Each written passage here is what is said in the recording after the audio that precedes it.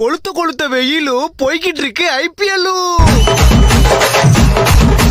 பொன்னியின் செல்வன் 2 கேகேஆருக்கு காவு. Lyric writer Vaali stump வந்துச்சு 60 லட்சம் ரூபாய் காலி. 2 மேட்ச் போச்சு, நாளைக்கு பஞ்சாப் கூட மேட்ச். எல்லாருக்கும் சங்கு சென்னை சூப்பர் கிங்கு. டேய் இப்பதானே 2 மேட்ச் தோத்தீங்க, அப்போ கூட ஆட மாட்டீங்களா?